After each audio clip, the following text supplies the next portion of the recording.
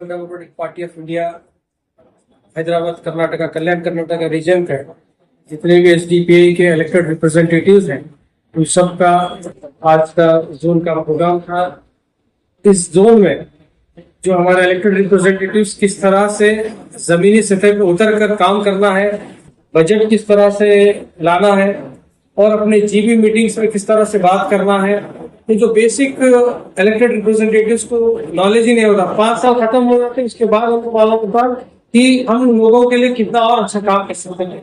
लेकिन social democratic party of India का एक डिपार्टमेंट है इलेक्टेड रिप्रेजेंटेटिव मैनेजमेंट, जो हर 6 महीने में और हर 1 साल में एक मतलब सेमिनार्स के जरिए, वर्कशॉप के जरिए से हमारे जो इलेक्टेड रिप्रेजेंटेटिव्स हैं उनको साइंटिफिक तरीके से, इफेक्टिव तरीके से क्या ये बेसिक चीजें बता के देता है।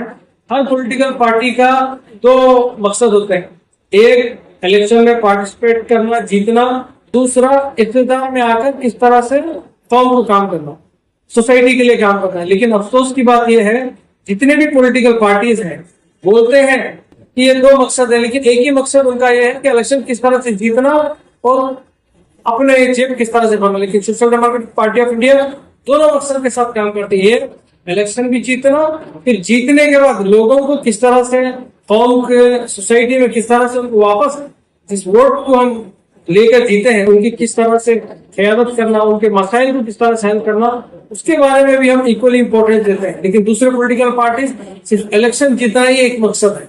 अल्हम्दुलिल्लाह social democratic party of India का ये जो 2 मकसद के लिए हम जो काम कर रहे हैं कि पूरे इंडिया में इसी तरह का सिस्टम है। इसी वजह से हम देखते हैं जहां पर जिस ग्राम पंचायत में, जिस कॉर्पोरेशन में जहां पर हम 2 सीट 3 सीट लास्ट टाइम जीते थे, इस बार जमीनी सतह पे उतर कर काम करने की वजह से जब इलेक्शन होता है वहां पर डबल हम 100% हमारे सीट बढ़ाने का काम किया। फॉर एग्जाम्पल हमारे चामराजनगर में ही फर्स्ट टाइम हम जब इलेक्शन लिए थे वहां पर 4 सीट जीते थे। नेक्स्ट टाइम इलेक्शन इस बार परसों हम जब इलेक्शन जीते स्टेट जीते बराबर हमारा जो टैली है वो बढ़ते जा रहा है। वजह यही है कि लोगों को हमारा काम करने का जो तरीका है, हमारा जो सियासत है, लोगों के लिए जो सियासत है वो एक्सेप्ट कर रहे हैं और यही सियासत को लेकर पूरे देश भर में काम चल रहा है। तो social democratic party of India का आज बेहतरीन ERM डिपार्टमेंट में वर्कशॉप हुआ है। सभी ग्राम पंचायत के मेंबर्स, हमारे यहाँ के जितने भी काउंसिलर्स हैं ये रीजन के, उनको अपडेट मिला है किस तरह से काम करना है। उम्मीद है कि ये जो भी सीखे हैं जमीनी सतह पर उतरना है और लोगों से भी गुजारिश है कि social democratic party of India की जो सियासत है उसको समझे और उसके साथ social democratic party of India के जितने भी इलेक्टेड रिप्रेजेंटेटिव्स हैं ऑल ओवर कर्नाटका, इनके मैनेजमेंट के ताल्लुक से, यानी इनको ट्रेनिंग टाइम टू टाइम और नए नए जो गवर्नमेंट के फंड्स आएंगे, स्कीम्स आएंगे, बजट अलोकेशन होगा, ये सारी चीजें टाइम टू टाइम इनको हम अपडेटेड रहने के लिए इलेक्टेड रिप्रेजेंटेटिव मैनेजमेंट बोल के डिपार्टमेंट ही हम बाकायदा कर्नाटक में चला रहे हैं। पार्टी का इंटरनल डिपार्टमेंट है। इसके जरिए टाइम टू टाइम हमारे काउंसिलर्स हो, कारपोरेटर्स हो, ग्राम पंचायत मेंबर्स हो और जितने गवर्निंग बॉडीज हो, इनको जिस लेवल का एजुकेशन इनको देना टाइम टू टाइम हम देते रहते हैं। आज ये खुसूसन कर्नाटक में हमारे 300 से ज्यादा इलेक्टेड रिप्रेजेंटेटिव्स हैं। ये 300 इलेक्टेड रिप्रेजेंटेटिव्स को एक जगह पर जमाने पे हमारा पर्पस सब नहीं होता। मिसाल के तौर पर ये कल्याण कर्नाटका जो है, यहाँ KKRDB की स्पेशल ब्रांच आते हैं और खास करके कल्याण कर्नाटक को अब तक जितने भी गवर्नमेंट फॉर्म हुए हैं कर्नाटक में, एक मेंढरी माँ की निगाह से देखेंगे।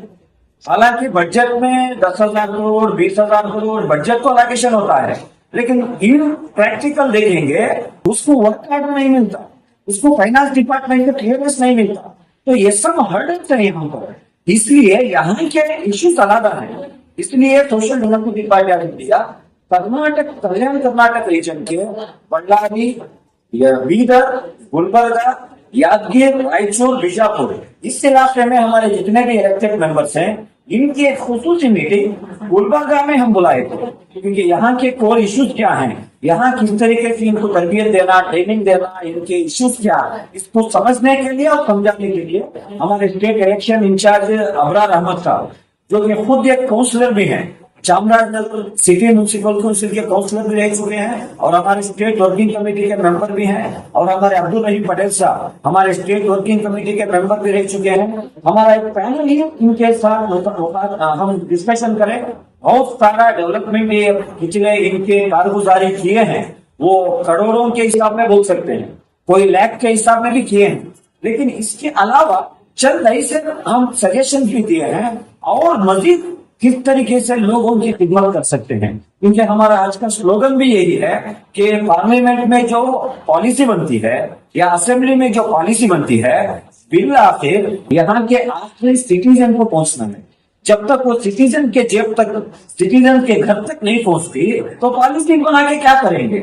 जो डेमोक्रेसी की बात है, जो पंचायत राज जो एक्ट लाया गया, इसका असल पर्पज यही था कि जो भी गवर्नमेंट से पॉलिसी बनेगी, जो भी ग्रांट बनाएंगे, जो भी बजट एलोकेशन होगा, आखिरी इंसान तक पहुंचना है।